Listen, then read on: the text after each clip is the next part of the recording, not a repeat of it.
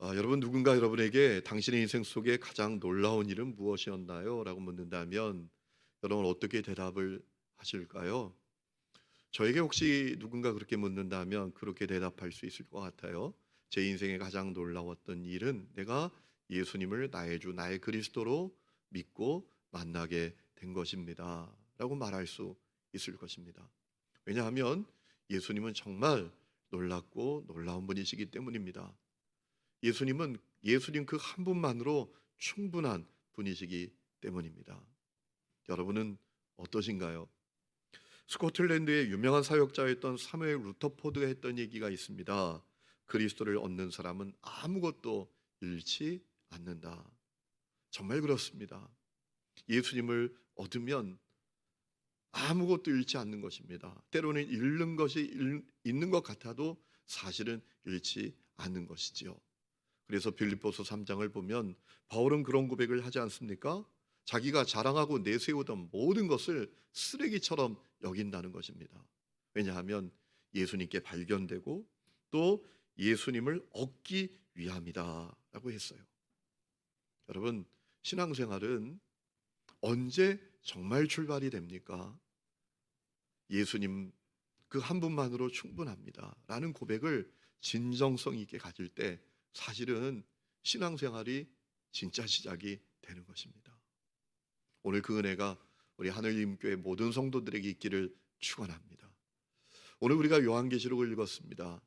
여러분 요한계시록을 우리가 읽으면서 어렵게 여기는 분들이 많습니다. 아마도 성경에서 가장 어려운 책은 어떤 책입니까? 라고 물으면 많은 분들이 요한계시록입니다. 라고 대답할 겁니다. 왜 요한계시록을 그렇게 어려워할까요?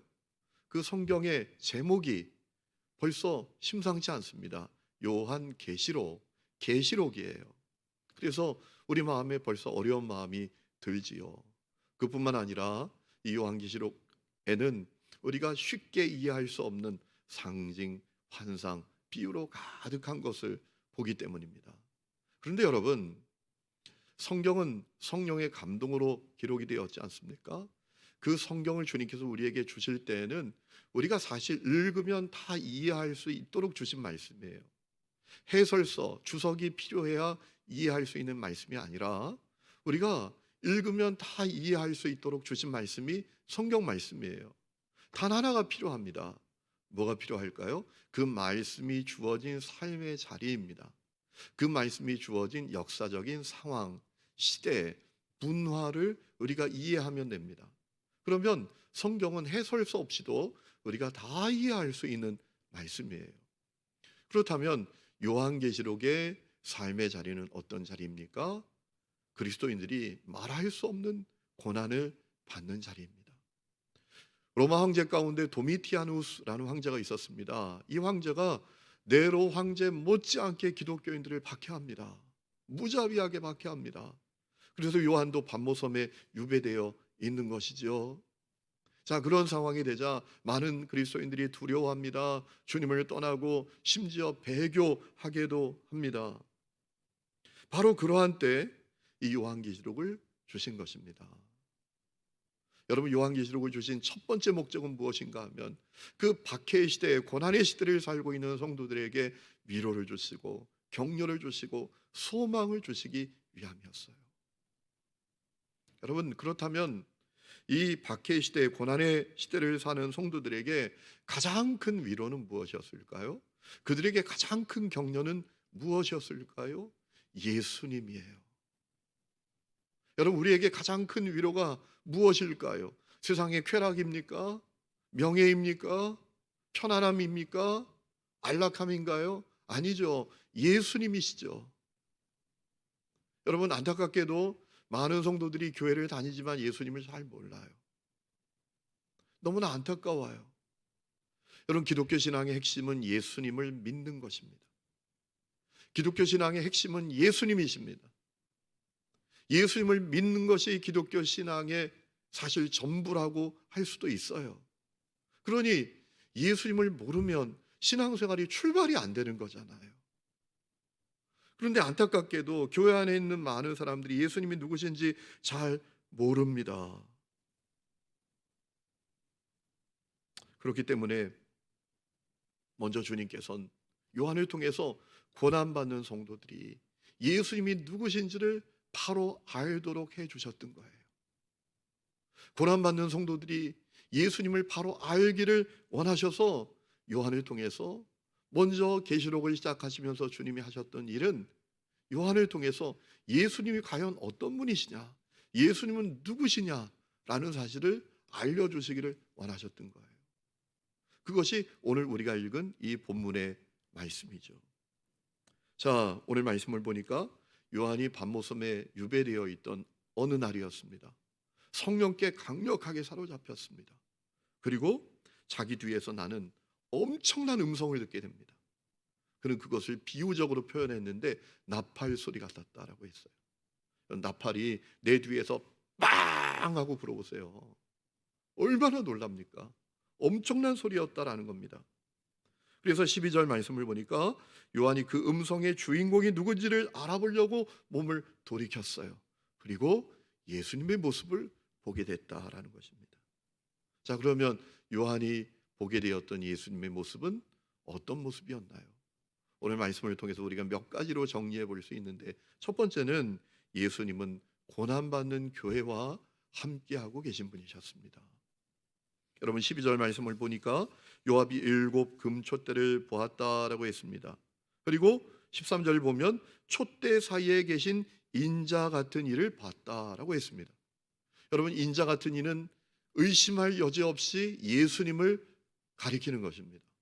다니엘서에도 예수님을 인자 같은 이라고 사용했던 적이 있습니다.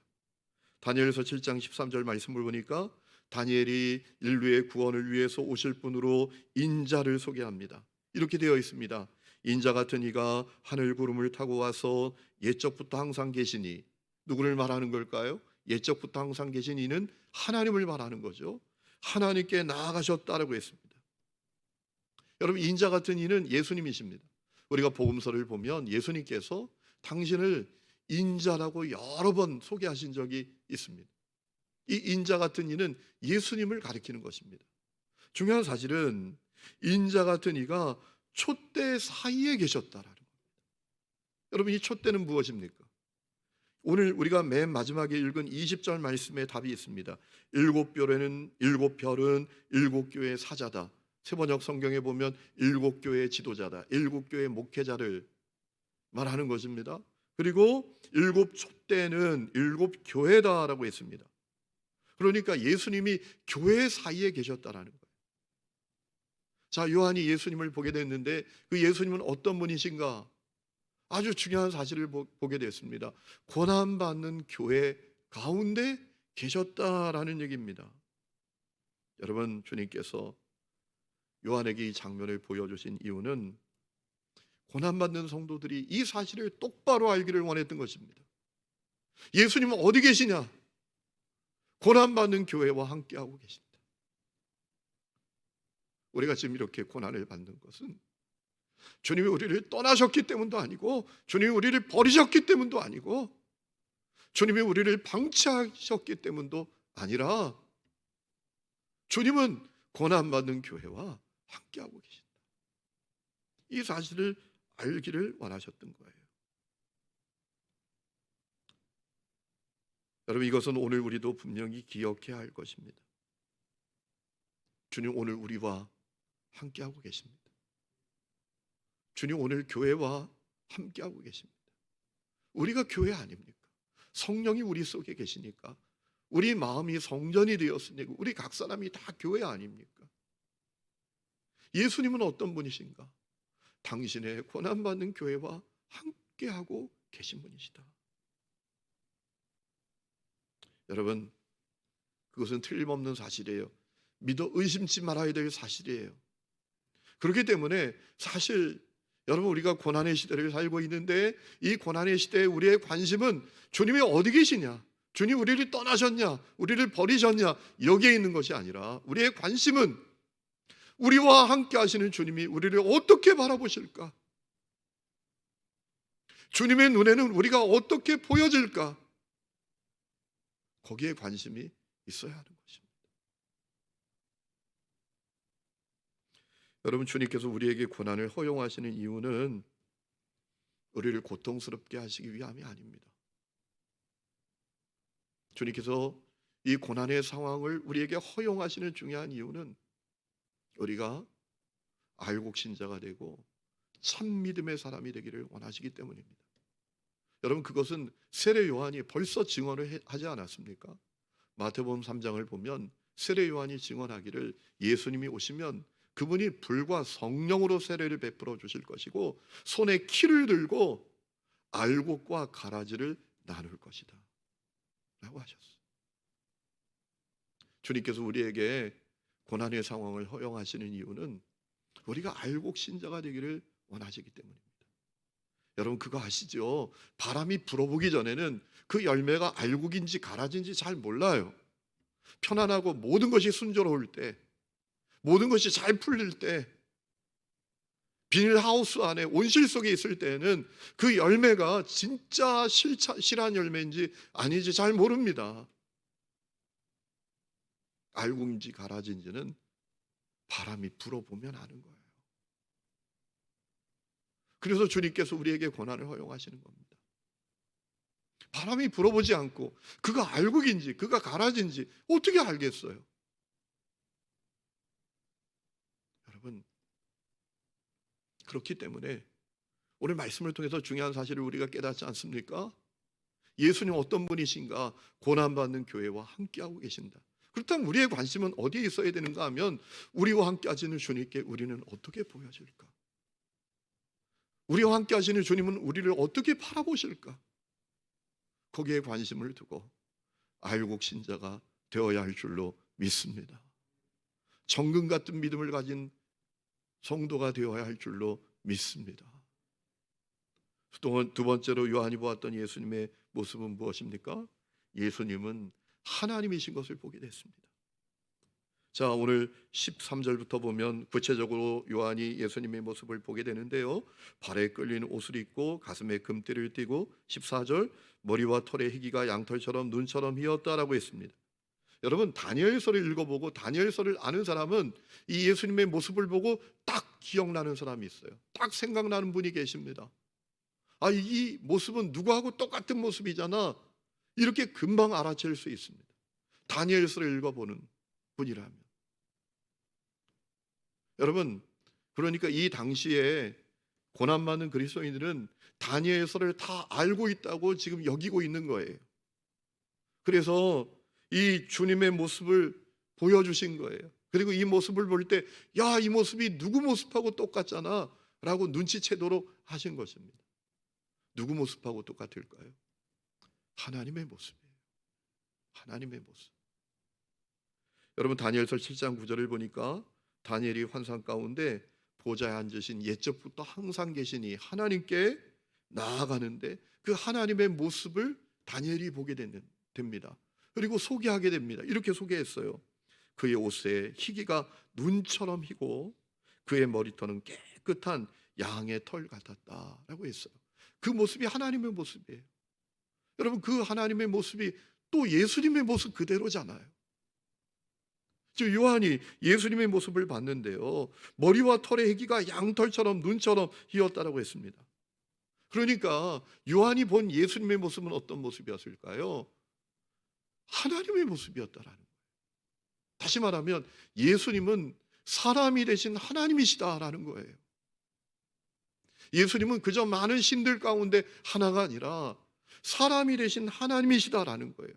하나님과 똑같은 영광, 하나님과 똑같은 존귀, 하나님과 똑같은 능력을 가지신 분이지. 우리 예수님이시다라는 사실을 요한이 보게 됐다라는 것입니다.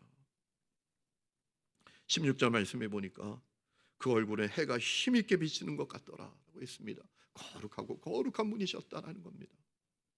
영광이 충만하셨다라는 것입니다. 그리고 생명으로 충만하셨다라는 거예요. 그래서 여러분, 예수님 만나면 어떤 일이 일어나요? 사람 속에 생기가 들어가요. 예수님 만나기 전에는 그저 인생 밑바닥에서 쓰레기처럼 목적도 의미도 없이 살던 사람이 여러분 예수님 만나보세요. 그 눈에서 빛이 납니다. 그 마음에 인생의 비전을 갖게 됩니다. 살아갈 이유를 품게 됩니다. 여러분, 예수님이 그런 분이세요. 예수님은 하나님이세요. 요한이 그 사실을 알게 된 거예요. 여러분, 예수님은 고난받는 성도들이 그 사실을 분명히 알기를 원하셨습니다. 예수님은 흔한 신들 가운데 하나가 아니야. 예수님은 사람이 되신 하나님이셔. 예수님은 하나님과 똑같은 영광, 똑같은 존귀, 똑같은 능력을 갖고 계신 분이셔. 이 사실을 분명히 알기를 원하셨어요. 그런데 놀라운 것은 하나님이신 예수님이 사람이 되셨잖아요. 십자가에 매달린 대속제물이 되셨잖아요. 우리를 구원하기 위해서. 얼마나 놀라운 사랑이에요. 여러분, 고난받는 성도들이 이 사실을 깨닫기를 원했던 거예요. 그때 고난도 이길 수 있지 않겠어요? 그때 끝까지 정결한 믿음을 그들이 붙들지 않겠어요? 그래, 아무거나 믿으면 되는 게 아니지. 죽어도 예수님 붙들어야 되는 거지 라는 마음을 갖지 않았겠어요? 여러분, 마이틴 로이드 존스 목사님이 하셨던 얘기가 있는데요, 많은 사람들이 예수님이 하나님이시다, 예수님이 사람이 되신 하나님이시다 라는 사실을 잘 안 믿는다는 거예요. 교회 안에도 많다라는 거예요. 왜 그런가? 아주 중요한 이유가 있다라는 겁니다. 그 이유는 뭔가 하면 자기의 죄가 얼마나 심각한지를 잘 모르기 때문이라는 거예요. 내 죄가 얼마나 심각하냐, 이 사실을 잘 깨닫지 못하고 있다는 거예요. 하나님이신 예수님이 사람이 되지 않고는 해결될 수 없었던 죄가 나의 이 심각한 죄다라는 사실을 깨닫지 못하니까 사람이 되신 하나님이신 예수님을 잘 믿지 못한다. 여러분, 저는 우리 하나님 교회 성도들이 예수님이 하나님이신 것을 분명히 믿으시기를 주의 이름으로 축원합니다. 그래야 승리할 수 있어요. 그래야 물러서지 않을 수 있지 않겠어요? 또 요한은 어떤 예수님의 모습을 보게 됐습니까? 예수님이 놀라운 권세와 능력을 갖고 계신 것을 보았어요. 14절 보면 그의 눈을 보았는데 불꽃 같았다라고 했습니다. 예수님의 전지하심을 가리키는 거죠. 여러분, 예수님은 모르시는 것이 없습니다. 모든 것을 살피십니다. 모든 것을 꿰뚫어 보십니다. 죄와 악까지 다 꿰뚫어 보시고 때가 되면 드러나게 하시고 심판하시는 분이 우리 예수님이시다라는 거예요. 또 15절에 보면 그의 발은 풀무에 단련한 빛난 주석 같다. 예수님의 발이 쇳덩어리였다라는 겁니다. 전능하심을 가리키는 거예요. 세상에 어떤 권세도 대항할 수 없는, 어떤 능력을 가진 자도 대항할 수 없는 전능하신 능력을 가지신 분이 우리 예수님이시다라는 사실을 그가 보게 됐다라는 것이지요. 그리고 그의 음성은 많은 물소리와 같았다라고 했습니다. 예수님은 그 누구도 저항할 수 없는 불가항력적인 능력과 권세를 가지셨다라는 사실을 보게 됐다라는 겁니다. 그분이 예수님이었다라는 거예요. 여러분, 이 요한이 예수님의 모습을 보고 너무나 경이롭고 놀라워서 오늘 17절 말씀을 보니까 어떻게 됐다고요? 맥이 다 풀려서 엎드러졌다, 죽은 자처럼 됐다라고 했어요. 여러분, 성경을 보면 주님의 강력한 임재를 경험한 사람들은 다 그랬잖아요. 이사야도 그랬고요, 모세도 그랬잖아요. 요한도 그렇게 됐던 거예요. 아마 우리라도 그랬을 것입니다.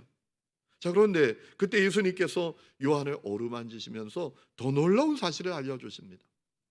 17절 말씀을 보니까 그가 오른손을 내게 얹고 이르시되 두려워하지 말라, 나는 처음이요 마지막이다. 예수님은 처음도 계신 분이고 마지막도 계신 분이십니다. 예수님은 처음도 만드신 분이고 마지막도 만드신 분이십니다. 예수님은 시간의 창조자시고 역사의 주관자가 되신다라는 것입니다. 예수님께서 우리 개인의 역사, 우리 나라의 역사, 우리 교회의 역사, 이 민족의 역사, 세계의 역사를 주관하고 계신다라는 것입니다. 18절 말씀을 보니까 곧 살아있는 자라 내가 전에 죽었었노라 라고 했습니다. 죽었는데 살아나신 분이십니다. 예수님은 죽음도 정복하신 분이시라는 겁니다. 여러분, 인간은 죽음의 지배를 받고 삽니다. 그 누구도 죽음을 정복할 수가 없습니다. 죽음이 찾아오면 어이쿠 하는 겁니다. 병원에 가서 의사 선생님이 얼굴을 똑바로 쳐다보면서 당신 3개월 남았습니다 하면 다리가 풀리는 것입니다. 그게 연약한 인생이에요. 죽음은 누구도 이기지 못합니다. 죽음은 모든 것을 허무와 공허로 물거품으로 만들어가는 것입니다. 그런데 우리 예수님이 죽음도 정복한 분이시라는 거예요. 여러분, 놀라운 사실은 그 예수님을 믿는 우리도 죽음을 정복하는 사람이 된다고 말씀하셨잖아요. 요한복음 11장 25절에 예수께서 이르시되 난 부활이요 생명이니 나를 믿는 자는 죽어도 살겠고 무릇 살아서 나를 믿는 자는 영원히 죽지 아니할 것이다. 이것을 너가 믿느냐? 라고 말씀하셨잖아요. 여러분, 예수님은 정말 놀라운 분이시잖아요. 그뿐만 아니라 18절 보면 사망과 음부의 열쇠를 가지셨다고 했습니다. 음부는 지옥이죠. 주님께서 지옥의 열쇠를 가지셨다라는 의미는 무엇입니까? 심판하는 권세를 주님이 갖고 계신다. 악한 자들, 불신자들, 사단을 심판하시는 권세가 예수님께 있다라는 것입니다. 여러분, 어떤 사람들은 지옥을 부정합니다. 지옥이 어디 있냐? 여러분, 지옥은 실제하는 공간입니다. 누군가 만들어낸 얘기가 아니라 진짜 있는 장소입니다. 불신자들과 사단과 악한 자들이 고통받는 장소입니다. 근데 어떤 사람들은 지옥이 어디 있어, 지옥이? 아니, 하나님이 사랑의 하나님이라며. 근데 어떻게 사람을 지옥에 보내? 그런 하나님이 어디 있어? 그래서 난 하나님도 안 믿고 지옥도 안 믿어. 이렇게 말하는 분들이 있어요. 근데 논리는 되게 그럴듯해 보이는데 여러분, 그 논리는 대단히 위험한 논리입니다. 왜냐하면 죄와 악을 부정하는 거예요. 죄가 얼마나 문제입니까? 악이 얼마나 문제입니까? 이 땅에서 일어나는 그 죄와 악을 여러분 생각해 보세요. 세계 역사 속에 일어났던 그 죄와 악의 역사를 생각해 보세요. 지금도 일어나고 있는 그 죄와 악의 역사를 생각해 보세요. 얼마나 사람의 인생을 비참하게 만들고 얼마나 사람의 인생을 참으로 엉망으로 만들고 고통스럽게 만듭니까?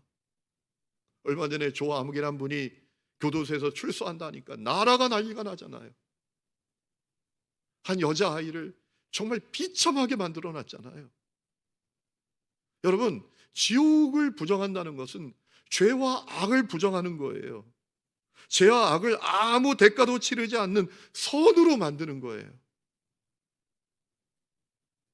죄와 악이 얼마나 문제입니까? 얼마나 악랄합니까? 얼마나 인생을 비참하게 고통스럽게 만듭니까?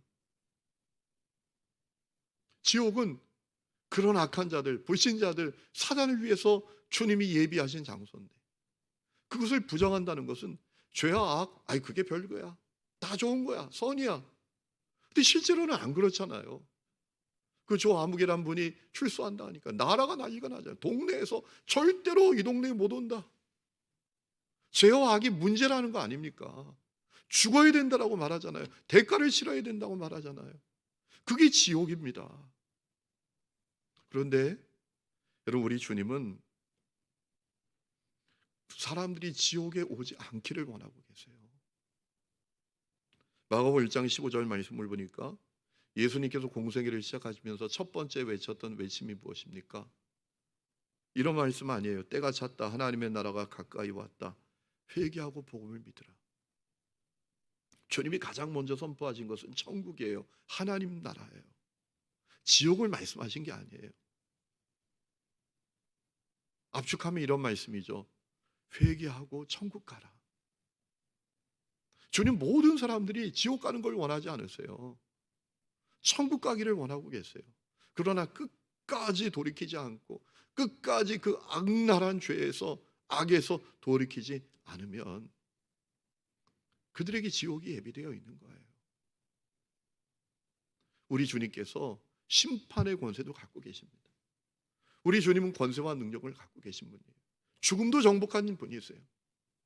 여러분, 고난받는 성도들이 이 사실을 분명히 알기를 원하셨어요. 아니, 죽어도 산다면 죽음이 두렵지 않잖아요. 죽음에 당당히 맞설 수 있지 않았겠어요? 예수님이 누구신지 바로 알면 고난에 맞서서 승리할 수 있었거든요. 그래서 예수님이 누구신지 바로 알려주신 거예요. 가장 놀라운 것은 그렇게 놀랍고 경이로운 예수님께서 우리를 붙들고 계신다라는 거였어요. 여러분 19절 말씀 보세요.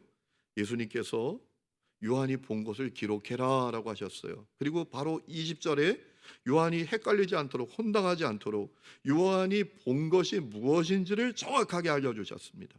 20절에 요한이 본 것은, 너가 본 것은 내 오른손에 7별과 7금촛대다 라고 분명히 말씀해 주셨어요. 그것이 너가 본 것이다 라고 말씀하셨어요. 여러분, 우리가 주목해야 될 것은 예수님 오른손에 7별과 7금촛대가 붙잡혀 있었다라는 거예요. 20절 말씀 보세요. 내 오른손에 7별과 또한 7금촛대. 여러분, 촛대가 뭔지 우리는 다 알고 있죠? 우리예요. 교회예요. 중요한 사실은 주님이 교회를 붙들고 계신다라는 거예요. 주님께서 교회와 함께 하시는 정도가 아니라 아예 붙잡고 계신다라는 거예요. 살아가는 사람을 그 손을 꼭 붙들고 계신 것처럼 주님께서 당신의 오른손으로, 그것도 오른손으로, 왼손도 아니고 오른손으로 꼭 붙들고 계신다라는 거예요. 여러분, 그것이 바로 주님께서 알려주고 싶으셨던 거예요. 너무나 놀라우신 주님이 너희를 붙들고 있다, 교회를 붙들고 있다, 이 사실을 알려주기를 원하셨던 거예요. 말씀드린 대로 당시 그리스도인들이 고난의 시대를 살고 있었어요. 말할 수 없는 무자비한 박해를 받고 있었습니다. 많은 그리스도인들이 두려워 떨었습니다. 배교하기도 했습니다. 여러분, 그래서 그들이 확실히 알기를 원하셨던 거예요. 주님께서 우리를 붙들고 계셔. 주님께서 교회를 붙들고 계셔. 여러분, 그 사실을 알 때 용기를 낼 수 있거든요. 물러서지 않을 수 있거든요. 끝까지 정금 같은 믿음을 지킬 수 있거든요. 여러분, 이것은 지금도 동일합니다. 오늘 우리가 사는 시대는 고난의 시대입니다. 우리가 예수 믿는다라는 것이 드러나면 고난을 받는 시대가 오늘 우리의 시대입니다. 여러분도 경험해 본 분들이 많으실 것입니다. 국제 오픈도어 선교회가 매년 월드워치 리스트라는 것을 발표합니다. 기독교를 가장 박해하는 나라 1등부터 50등까지를 발표하는 거예요. 그런데 주목해야 될 사항이 있습니다. 이 코로나 상황을 거치면서 박해받는 그리스도인들의 숫자가 엄청나게 늘어났다라는 겁니다. 2019년에 박해받는 그리스도인들은 약 2억 7천만 명이었는데 작년에는 어느 정도로 늘어났는가 하면 3억 4천만 명으로 늘어났습니다. 이 코로나 때에, 코로나 상황에 그리스도인들이 말할 수 없는 박해를 받고 있다라는 거예요. 그 예를 몇 가지 이 오픈도어 선교에서 드는데요. 인도에선 이 코로나로 어려워진 사람들을 향해서 정부에서 지원을 하는데 그 지원 대상에서 종교가 기독교인이면 제외된대요. 너 기독교야? 너 지원 안 해. 나이지리아에선 이제 이 코로나 때문에 어려운 사람들에게 식량을 배급하는데 너 기독교야? 그러면 식량을 6분의 1밖에 배급하지 않는데, 다른 사람의 6분의 1밖에. 예멘이나 방글라데시 같은 경우에는 기독교인들의 지원은 아예 거부당한다고 합니다. 여러분, 저는 오늘 말씀을 준비하면서 그런 생각을 해봤습니다. 나이지리아 그리스도인이 집에 아이들이 굶고 있어요. 밀가루를 나눠준다고 해서 갔더니 다른 사람밖에 6분의 1밖에 안 줘요. 애들에게 한 숟가락 먹일 것도 안 돼요. 다른 사람은 다 많이 받아가는데 그 6분의 1을 받아서 돌아서는 그리스도인들의 마음은 어떨까? 인도에서 살아가는 그리스도인이 너무나 어려워서 정부 지원금을 받으러 갔더니 너 종교 기독교지, 너는 지원 대상이 아니야 라고 할 때 돌아서는 그 마음은 어떨까?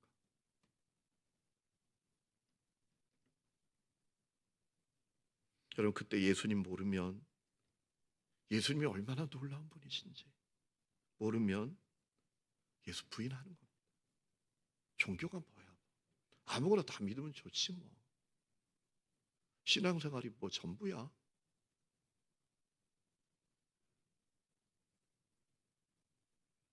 그러면서 신앙생활을 내팽개치게 될 것입니다. 그래서 주님께서 요한을 통해서 예수님이 얼마나 놀라운 분이신지 그 사실을 알려주셨던 거예요. 똑같으니까. 여러분, 우리가 연약한 존재이기 때문에 어려움 만나고 고난이 찾아오면 흔들려요. 이스라엘 백성들을 우리가 그 구약성 읽으면서 보면 꼭 우리 모습이잖아요. 여러분, 이스라엘 백성들이 놀라운 은혜를 받았어요. 예? 바로가 항복을 하면서 그들을 보내잖아요. 하나님이 항복시켜 주신 거 아닙니까? 하나님이 홍해도 갈라주시고 요단강도 갈라주시고 광야에서 뭐 생수도 솟게 해주시고 만나 메추라기도 주시고 구름기둥 불기둥으로도 인도해 주시고. 그런데 여러분, 조금만 어려움이 오고 문제가 생기고 고난이 찾아오면 여지없이 흔들리잖아요. 원망하고 불평하고 주님을 부인하잖아요. 금송아지를 세워놓고 이것이 우리를 애굽에서 인도한 신이라고 섬기잖아요. 꼭 우리 모습이죠. 여러분, 그렇기 때문에 우리 예수님 바로 알아야 돼요. 예수님이 얼마나 놀라운 분이신지 바로 알아야 합니다.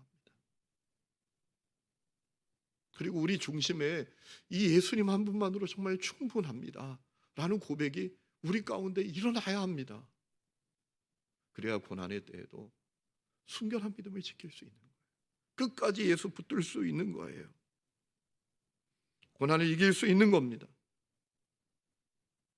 그것뿐만 아니라 그 어려운 고난의 상황 가운데에서도 오히려 다른 고난받는 사람들을 돕고 섬기고 그들에게 따뜻한 위로자가 되고 격려자가 되고 그들에게 주님의 사랑을 전하는 주님의 편지, 주님의 향기가 될 수 있는 거예요.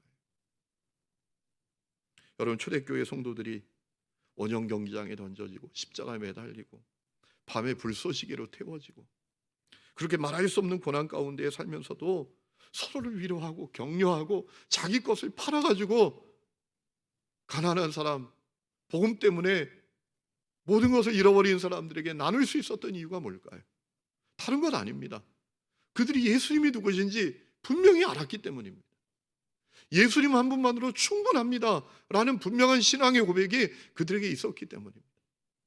그거 아니고는 안 됩니다. 요한 노에스라는 그리스도인이 있었습니다. 이분이 예수 믿는 것 때문에 화형에 처해지게 됐습니다. 그분이 화형에 처해지기 전에 기둥에 입을 맞추며 이렇게 말을 했다고 합니다. 주님, 이 날을 만나기 위해서 이 땅에 태어난 것을 감사합니다. 내가 예수님 때문에 죽을 수 있게 된 것을 영광스럽게 생각합니다. 이 얘기죠. 예수님이 누구신지 그가 분명히 알았잖아요. 죽어도 살 거다. 예수님이 누구신지 바로 알았기 때문에 그렇게 반응했던 것 아니겠어요? 그리고 자기와 함께 화형에 처해지는 자기 친구에게 이렇게 말을 했대요. 우리는 이 불 속에서 생명을 잃는 것이 아니네. 더 훌륭한 생명을 얻기 위해 잠시 고통을 받는 거야. 석탄이 진주로 변하는 것이야 라고 옆에 있는 친구를 위로하고 격려했다라고 합니다. 여러분, 예수님 모르면 절대로 그렇게 못해요. 예수님 얼마나 놀라운 분이신지 알고 그 예수님 한 분만으로 충분합니다라는 고백이 없으면 절대로 그렇게 못합니다. 그런데 큰 고난만 그렇지 않아요. 작은 고난도 똑같아요. 그래서 고난받는 성도들에게 주님께서 요한을 통해서 예수님이 누구신지를 정확하게 알려주셨던 거예요. 저는 우리 하나님교회 성도들이 예수님을 잘 아는 분들이 되기를 바랍니다. 여러분 마음의 중심으로 예수님, 저는 예수님 한 분만으로 충분합니다 라는 고백을 가진 분들이 되시기를 바랍니다. 그래서 이 고난의 때 넉넉히 이기는 성도들 될 수 있기를 주의 이름으로 축원합니다. 우리 이 시간에 찬양 부르고 기도하는 시간을 갖겠습니다. 가사를 생각하면서 예수 늘 함께 하시네 찬양합시다. 고단한 인생길 힘겨운 오늘도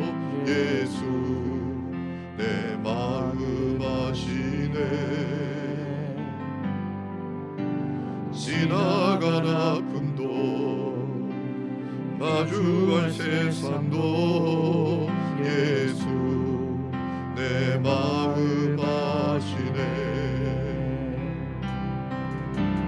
하루를 살아도 기쁨으로 가리 예수 늘 함께 하시네. 후회도 염려도 온전히 맡기리 예수 늘 함께 하시네. 믿음의 눈 들어 주를 보리. 이 또한 지나가리라. 주어진 내 삶의 시간 속에 주의 뜻 알게 하소서. 고단한 인생길 고단한 인생길 힘겨운 오늘도 예수 내 마음 아시네. 지나간 아픔도 마주할 세상도 예수 내 마음 아시네. 하루를 살아도 기쁨으로 가리 예수 늘 함께 하시네. 후회도 염려도 온전히 맡기리 예수 늘 함께 하시네. 믿음의 눈 들어 주를 보리. 이 또한 지나가리라. 주어진 내 삶의 시간 속에 주의 뜻 알게 하소서. 믿음의 눈 들어 주를 보리. 이 또한 지나가리라. 주어진 내 삶의 시간 속에 주의 믿음의 눈 들어 주를 보게 하소서. 믿음의 눈 들어 주를 보리. 이 또한 지나가리라. 주어진 내 삶의 시간 속에 주의 뜻 알게 하소서. 우리 시간에 기도하기를 원합니다. 여러분 신앙생활 얼마 하셨습니까? 우리에게 정말 중요한 것은 우리가 정말 예수님을 아는지입니다.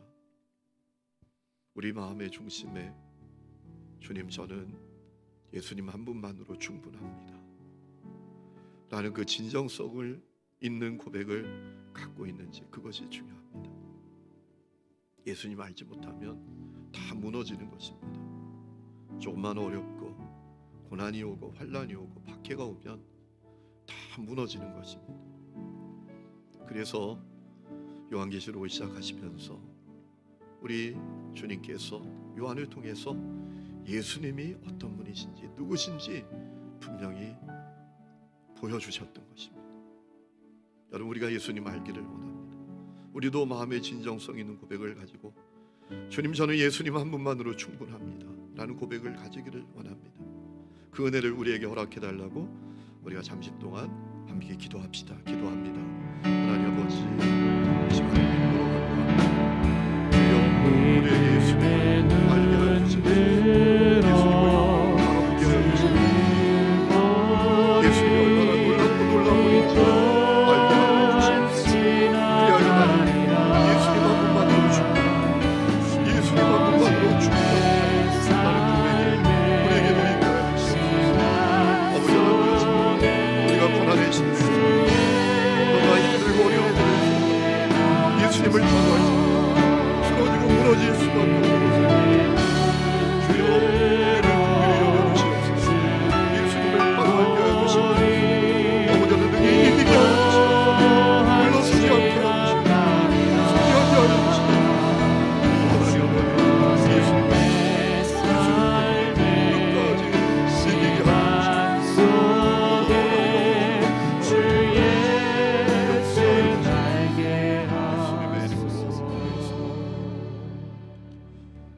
예수님을 잘 알기를 원합니다.